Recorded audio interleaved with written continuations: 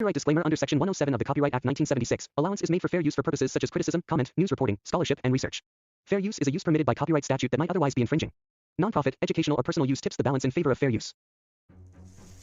Hello दोस्तों, welcome back to my channel. आज मैं बात करने वाली हूँ 2025 में रिलीज हुई फिल्म रेखा चित्रम की पूरी कहानी के बारे में। तो चलिए शुरू करते हैं। कहानी की शुरुआत में हम दो बच्चों को देखते हैं। एक बच्चा बड़े ही सीरियस टोन में अपने दूसरे दोस्त से कहता है, तुम्हें पता है कल मेरे पापा ने एक फिल्म में काम किया था। मैंने खुद देखा था रात को। मेरे पापा और कुछ लोग एक लड़की की डेड बॉडी को दफनाने की एक्टिंग कर रहे थे। लड़की ने एक पायल भी पहनी थी। अब कहानी कुछ आगे बढ़ती है और हम मिलते हैं विवेक से, जो एक सस्पेंडेड पुलिस ऑफिसर है, लेकिन किस्मत का ऐसा खेल कि उसने 15 लाख की एक लॉटरी जीत ली। मिलते हैं एक किरदार से जिसका नाम था राजेंद्र। वो बहुत ही अमीर आदमी था, लेकिन शराब की लत ने उसकी पूरी तरह से हालत बिगाड़ के रख दी। आगे बढ़ती है और अगले सीन में हम देखते हैं कि विवेक की दोबारा से ड्यूटी लगती है और इस बार उसकी पोस्टिंग हुई है मलकपारा नाम के एक गाँव में। एक रात राजेंद्रन बहुत ज्यादा शराब पीकर जंगल में पहुंच जाता है। वो एक दरख्त के नीचे बैठता है, एक वीडियो लाइव करता है और कहता है, मैंने अपनी लाइफ में बहुत पैसा कमाया, लेकिन उसका कोई मतलब नहीं। अपनों से समझौता किया। मैं मना भी कर सकता था, पर फिर भी मैं मान गया। फिर वो आगे कहता है, 1985 में एलिस विंसन और फ्रांसिस, हम चारों ने एक लड़की की लाश दफनाई थी। हमने उसे मार दिया था। वो बामुश्किल ही 18 साल की होगी। कहाँ से आई थी वो कोई भी नहीं जानता। उसी पेड़ के नीचे जिसके नीचे वो लड़की दफन है। ये कहकर राजेंद्रन खुद को गोली मार लेता है। अब उस जगह पुलिस पहुंचती है और केस शुरू हो जाता है। अब ये पूरा इलाका विवेक के अंडर है। वो यहाँ खुदाई करवाता है और काफ़ी मेहनत के बाद सच में वहाँ से उस लड़की का एक ढांचा मिलता है। साथ में मिलती है उसकी वही पायल। ये खबर मीडिया में आग की तरह फैल जाती है। विवेक की मेहनत देखकर उसे इस केस की इन्वेस्टिगेशन टीम में शामिल कर लिया जाता है। यहाँ शुरू होती है असल कहानी। विवेक राजेंद्रन की फैमिली के बारे में इन्वेस्टिगेट करता है तो उसे पता चलता है कि उसकी वाइफ अलग रहती है, लेकिन उसका कोई भी पता नहीं कि वो कहाँ है। फिर वो गांव के हर उस शख्स से मिलता है जिसका नाम फ्रांसिस था, लेकिन उसके बारे में कोई भी इंफॉर्मेशन नहीं मिलती। 1985 की मिसिंग रिपोर्ट निकाल कर उनकी छानबीन शुरू करता है। हर मिसिंग लड़की की फैमिली वालों को पायल दिखाता है, लेकिन कोई भी इस पायल को पहचान नहीं पाता। फ्रांसिस के घर का एड्रेस मिल जाता है। विवेक उसके बेटे से मिलता है। उसका बेटा बताता है कि उसके पापा हॉस्पिटल में एडमिट हैं। एक सीन में एक ऑफिसर सवाल उठाता है कि सर, एक लड़की चोरी के केस में भाग गई थी, क्या वो भी मिसिंग केस हो सकता है? विवेक कहता है नहीं, ऐसा नहीं हो सकता। लेकिन तभी एक आदमी पायल देखकर कहता है ये उसकी बेटी की है। अब डीएनए टेस्ट के लिए सैंपल भेजा जाता है। यहाँ विवेक को विंस्टन के एक रिश्तेदार का पता चलता है। जब वो उसे मिलने उनके घर जाता है तो वो कहती हैं वो बहुत अच्छे इंसान हैं। तभी वो मुंबई चले गए थे। वो वहाँ ही रह गए हमेशा के लिए। फिर विवेक विंस्टन से पूछताछ करता है। विवेक पूछता है, आप मलकपारा में फादर के साथ रहते थे? विंस्टन कहता है, हाँ, उन्होंने मेरी पढ़ाई का खर्च उठाया था। मैं उनका ख्याल रखता था। जिस आदमी ने अपनी बेटी की पायल देखकर उसका बाप होने का दावा किया था, उसका डीएनए मैच नहीं होता। जब उसे फ़ोन किया जाता है तो पता चलता है कि वो अब इस दुनिया में नहीं रहा। तभी विवेक को याद आता है चोरी के केस वाली फाइल, जिसे उसने नज़रअंदाज कर दिया था। अब वो इसी केस की इन्वेस्टिगेशन शुरू करता है। काफ़ी मेहनत के बाद उसे एक फ़ाइल मिलती है। शिकायत करने वाले का नाम था चंद्रमन। विवेक उसके पास पहुंचता है तो चंद्रमन बताता है कि मैं उस टाइम फिल्मों की कंपनी में काम करता था। मेरा काम था जूनियर आर्टिस्ट लाना। विवेक उससे पूछता है, उस लड़की के बारे में बताइए जिसने चोरी की थी। चंद्रमन बोलता है, एक दिन एक लड़की आई और बोली, क्या आप मुझे मेमूटी की हीरोइन बना सकते हैं? मैंने उसे समझाया कि ये मेरे बस की बात नहीं, लेकिन मलकपारा में उस वक्त एक फिल्म की शूटिंग चल रही थी। चंद्रमन विवेक को आगे बताता है, उस वक्त मेमूटी एक फिल्म की शूटिंग चल रही थी। मुझे ऑर्डर मिला कि कुछ खूबसूरत लड़कियाँ चाहिए जो गाने में मेमूटी सर के पीछे खड़ी रह सकें। मैं शूट पर लड़कियाँ ले गया और उन्हें में एक थी रेखा। वो बहुत ही खुश थी। चंद्रमन बोलता है, लेकिन एक दिन शूट के बाद रेखा अचानक भाग गई। आधा गाना ही शूट हुआ था और मुझे बहुत गालियां सुननी पड़ी। मैंने गुस्से में आकर उसके खिलाफ कंप्लेन कर दी, लेकिन जो हिस्सा शूट हुआ था उसमें रेखा नजर आती है। विवेक वो गाना देखता है और उसे रेखा की एक झलक नजर आती है। अब कहानी फ्लैशबैक में चली जाती है। हम देखते हैं रेखा को जो बहुत एक्साइटेड है। विवेक अपने सीनियर ऑफिसर को बताता है, सर मरने से कुछ दिन पहले राजेंद्रन को एक नंबर से लगातार कॉल्स आ रही थी। नंबर बाद में स्विच ऑफ है, लेकिन डिटेल निकालने पर पता चला कि पिछले 1 साल से उस नंबर से सिर्फ राजेंद्रन को ही कॉल किए गए थे। वो विवेक एक और जूनियर आर्टिस्ट से मिलता है। वो उसे बताती है रेखा उस बस में नहीं थी जिसे हमें वापस भेजा गया था। अब दूसरी तरफ विंस्टन का वकील उसे रेखा का स्केच दिखाता है और कहता है कि इस लड़की की इन्वेस्टिगेशन चल रही है। अब हम देखते हैं विवेक प्रोडक्शन टीम के एक और बंदे से मिलता है जो उसे बताता है कि इस फिल्म के डायरेक्टर जॉन पॉल थे। अब विवेक और उसकी टीम जॉन पॉल के सारे पुराने इंटरव्यूज खंगालती है। एक इंटरव्यू में जॉन पॉल बताते हैं, मैं शूट के दौरान सीन का फाइनल ड्राफ्ट तैयार कर रहा था, तभी एक नन जिसके पैर में फाइल थी मेरी तरफ आई और पूछने लगी, आपने मैमूटी को गंजा क्यों दिखाया? मैं कुछ बोलता इससे पहले ही वो चली गई। विवेक को ये सुनकर शक हुआ कि ये ढांचा कहीं उसी रेखा का तो नहीं, क्योंकि ढांचे के पास पायल मिली थी और रेखा ने भी पायल पहन रखी थी। विवेक एसोसिएट डायरेक्टर से मिलता है। वो बस उसे इतना ही बताता है कि हाँ, रेखा सेट पर थी और वो बेहद सुंदर थी, शायद बड़ी एक्टर बन सकती थी, लेकिन अचानक ही वो गायब हो गई। अब कहानी में यहाँ एक ट्विस्ट आता है और हम देखते हैं विंसेंट अपने लोगों को ऑर्डर देता है कि जो भी गवाह हैं, जो भी सबूत हैं, सबको ख़त्म कर दो। वो लोग चंद्रबन को मार देते हैं। विवेक को पुलिस की ड्यूटी से हटाकर ट्रैफिक ड्यूटी में डाल दिया जाता है और केस चला जाता है क्राइम ब्रांच के पास, ऐसे ऑफिसर के पास जो पूरी तरह से निकम्मा था। वो विंसेंट का आदमी बन जाता है। उसने तमाम सबूत मिटाने शुरू कर दिए, यहाँ तक कि रेखा का ढांचा भी गायब करवा दिया। लेकिन विवेक पीछे हटने वाला नहीं था। उसके अंदर एक जिद बैठ गई थी कि ये केस हल करके ही छोड़ेगा। उसे एसोसिएट डायरेक्टर कमल से एक और लीड मिलती है। कमल विवेक को बताता है उस टाइम पल्लासरी नाम का एक रिपोर्टर था। अब वो एक यूट्यूब चैनल चलाता है। वो शूट के वक्त वहाँ मौजूद था, उससे मिल लो, शायद कुछ पता चल जाए।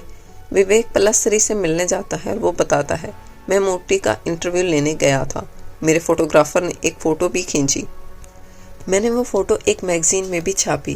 फ़ोटो में ममूटी के पीछे रेखा खड़ी थी, रेखा के बगल में एक और नन भी खड़ी थी। विवेक उस दूसरी नन के बारे में पता करता है। इन्वेस्टिगेशन करने पर पता चलता है कि वो असली नन थी, कोई जूनियर आर्टिस्ट नहीं थी। विवेक उस नन को ढूंढ निकालता है। अब वो मदर बन चुकी हैं। मदर बताती हैं वो लड़की मिल्कपारा में फिल्म में काम करने आई थी। अब कहानी यहाँ से फिर से फ्लैशबैक में जाती है। रेखा भी दौड़ती है और इस भागम भाग में उसकी ड्रेस फट गई थी। रेखा ड्रेस सिलवाने सेट पर मौजूद टेलर के पास जाती है, लेकिन टेलर बिजी था और ड्रेस सिलने से मना कर देता है। तभी रेखा की नज़र जाती है सिस्टर पर, जो कपड़े फैला रही थी। रेखा उनके पास जाकर कहती है, सिस्टर क्या आप मुझे एक ड्रेस दे सकती हैं? सिस्टर मुस्कुराते हुए कहती हैं, हाँ ड्रेस तो दे दूंगी, लेकिन एक शर्त पर, अगर तुम मुझे मैमूटी से मिलवाओगी तब। रेखा असल में खुद एक जूनियर आर्टिस्ट थी, लेकिन जब उसकी ड्रेस फट गई और उसे नई ड्रेस चाहिए थी तो वो सिस्टर से झूठ कह देती है कि हाँ मैं तुम्हें मैमूटी से मिलवा दूंगी। बातों बातों में रेखा सिस्टर को ये बताती है कि मैं बहुत बड़ी हीरोइन बनना चाहती हूँ, मैमूटी के साथ काम करना चाहती हूँ, मैं तो उन्हें लेटर्स भी भेजती हूँ। थोड़ी देर में रेखा खुद सच बता देती है। उस वक्त पल्लासरी, वही रिपोर्टर, वहाँ इंटरव्यू लेने आया हुआ था। आसपास भारी भरकम भीड़ थी। सिस्टर और रेखा दोनों भीड़ में जाकर खड़ी हो जाती हैं। जब मैमूटी वहाँ से गुजरते हैं, फोटोग्राफर उनकी फ़ोटो क्लिक करता है। इसी फ़ोटो में रेखा और सिस्टर भी कैद हो जाती हैं। अब कहानी फिर से प्रेजेंट में आती है। मदर, जो वही सिस्टर थी, विवेक को बताती हैं कि लंच के बाद मैं अपने कॉन्वेंट वापस आ गई। आहिस्ता आहिस्ता मेरी रेखा से अच्छी दोस्ती हो गई, लेकिन उसने कभी अपनी फैमिली के बारे में कुछ नहीं बताया। एक दिन गाने की शूटिंग चल रही थी, तभी बहुत ज़ोरदार बारिश होने लगी और शूट रोकना पड़ा। सिस्टर रेखा को अपने कॉन्वेंट ले आई, वहाँ सबसे मिलवाया, सबने एक साथ खाना खाया। रेखा और सिस्टर में काफ़ी बातें हुई और फिर रेखा सोने के लिए चली गई। अगली सुबह एक बड़ा झटका लगा। पता चलता है कि कॉन्वेंट से डोनेशन का सारा पैसा और सोने की मूर्तियाँ चोरी हो गई थीं। रेखा भी गायब हो चुकी थी। सबने ये मान लिया था कि रेखा ही चोरी करके भागी है। सारा इल्ज़ाम सिस्टर पर आ गया। क्योंकि वही रेखा को लाई थी। विवेक पूछता है कि आपने पुलिस कंप्लेंट क्यों नहीं की। मदर बताती हैं कि अगर ये बात फैल जाती तो कॉन्वेंट से डोनेशन के सारे पैसे चोरी हो गए हैं, तो इन फ्यूचर हमें कोई भी डोनेशन नहीं देता, इसलिए हमने शिकायत नहीं की। सीन में हम देखते हैं कि विवेक को संजीवन की लोकेशन मिल जाती है। वो उसे और उसके साथी बीनू को पकड़ लेता है। दोनों की बहुत पिटाई करता है। संजीवन वो एक्टिंग कर रहे थे। बाद में बीनू ने पूरी फिल्म देखी, लेकिन उसमें ऐसा कोई सीन था ही नहीं। लेकिन ऐसा कैसे हो सकता है?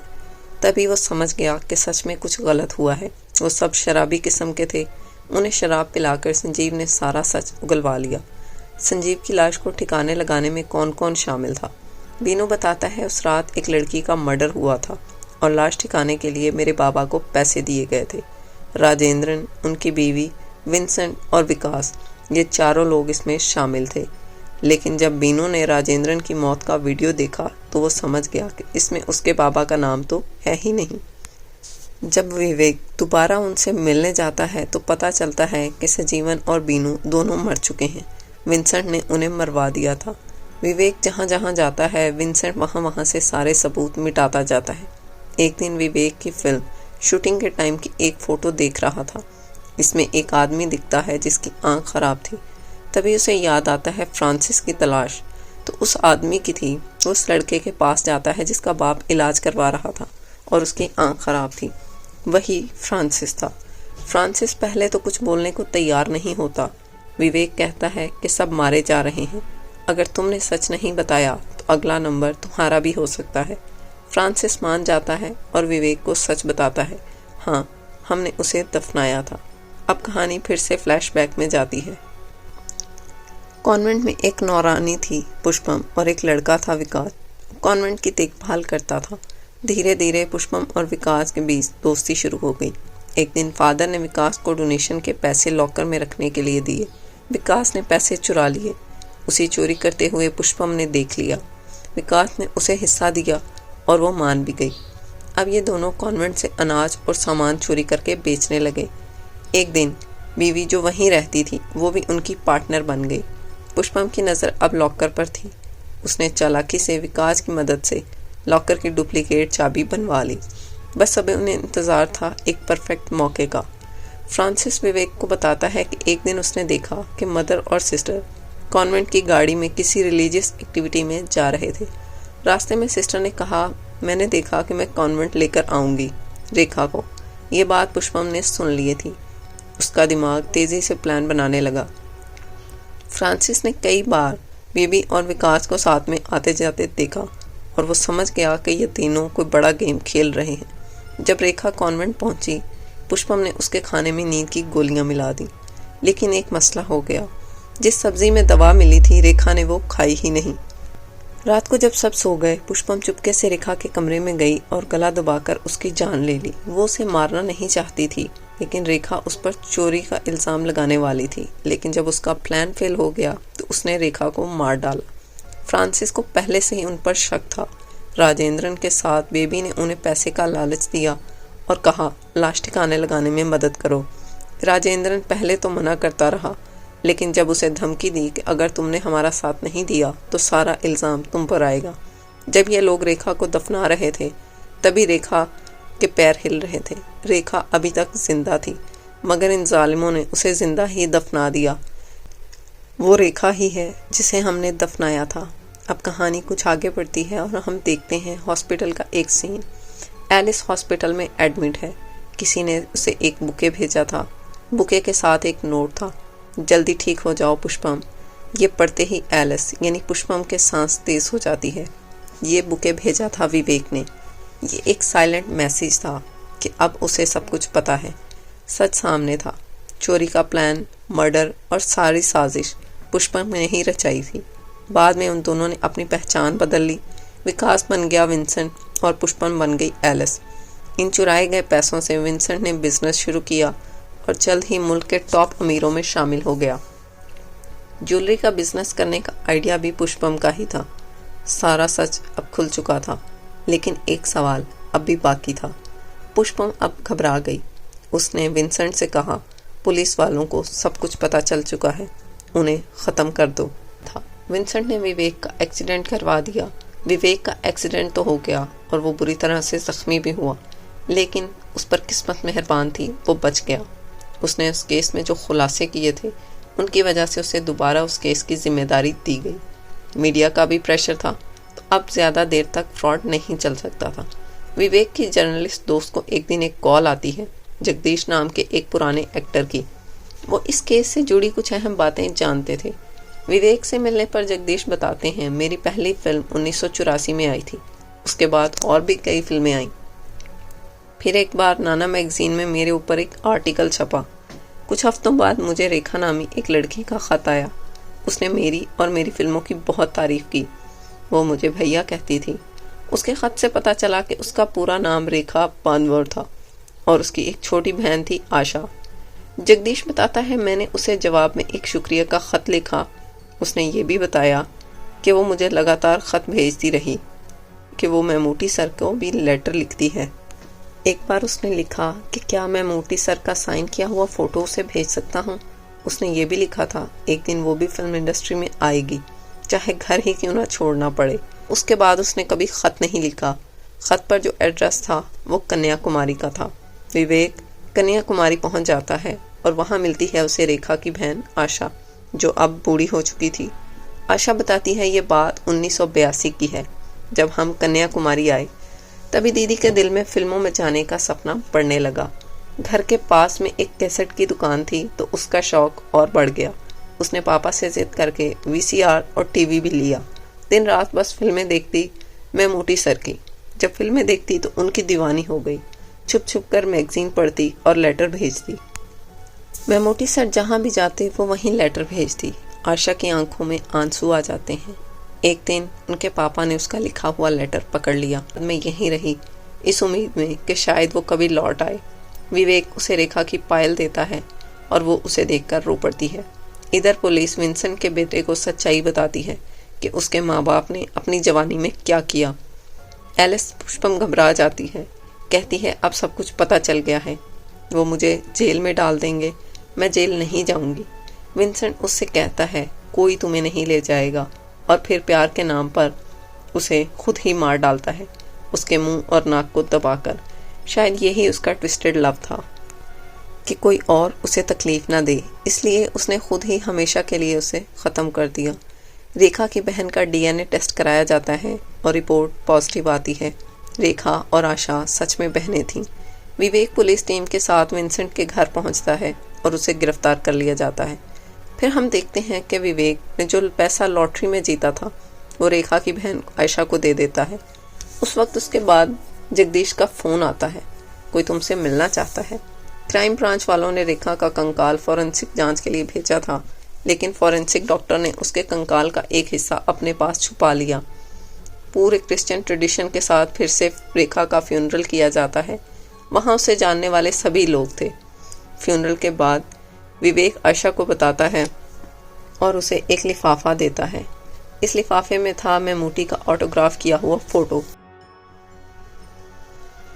प्यार के साथ जगदीश ने विवेक को मैमूटी से मिलवाया था। जब उन्होंने मैमूटी को रेखा की कहानी सुनाई और उसकी आखिरी ख्वाहिश का पता चला, तो उन्होंने अपना साइन किया हुआ फ़ोटो भेजा उसकी आखिरी ख्वाहिश पूरी करने के लिए। एंड में हमें फ्लैशबैक में दिखाया जाता है, रेखा एक दुकान से मैगजीन खरीदती है। इस मैगजीन में एक आर्टिकल छपा था, मैमूटी को तलाश है एक नई हीरोइन की। शायद उसी वक्त रेखा ने सोच लिया था कि उसे हीरोइन बनना है।